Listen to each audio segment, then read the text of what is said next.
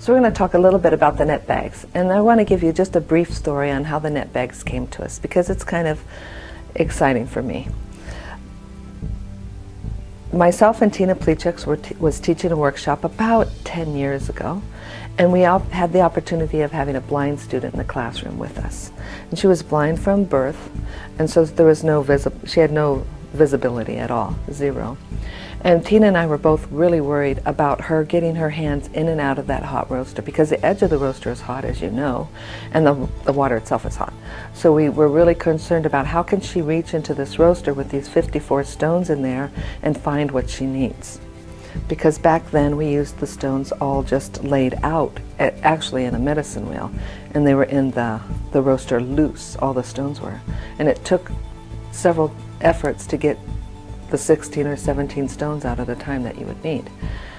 So Tina had an ingenious idea about going home and getting those bags that you get oranges in. So she brought back 6 of those bags, and we categorized the stones so that the therapist would be able to just pick up the bag to get her spinal layout out, or pick up the bag for her chakra layout. And we were able to do that for her, and she could get in and out of that roaster really easily, and she was much more efficient in the workshop than any of the other students that could see. So Tina and I paid close attention to that, and we decided, whoa, we should just convert over. This way it would help the students save time and effort at that roaster, saving those precious moments to have hands-on with the client.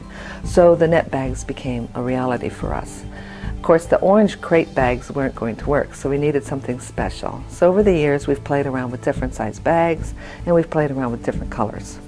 We finally came up with red, white, and blue. So it's like the color of the flag in America: a red bag for bag 1, a white bag for bag 2, and a blue bag for bag 3. We also have a little tote bag. So in the red bag, which we call bag 1, you put your 4 sacral placement stones, you put your 12 spinal layout stones that line the lamina groove, and the pillow stone that rests under the back of the neck. So these are the stones, all 17 of these stones are what line the spine, the whole back of the body, while the client lays supine. They go in the red bag, and we call that bag 1. And the reason we do that is because it's the first thing you do for your client, is to lay them on that spinal layout. The second bag is bag 2, and it's in a white bag. And in that white bag, we're going to put the chakra stones. Grandfather happens to be a little blacker than the rest of everybody at the moment, because I oiled him for a treatment earlier. The rest have not been oiled. All of these, the granddad goes down on the sacral area of the body in the supine position. The other 6 large effleurage chakra stones are placed on the various chakras on the front of the body, and the third eye stone for the third eye. All 8 of these stones go in the bag 2, white bag.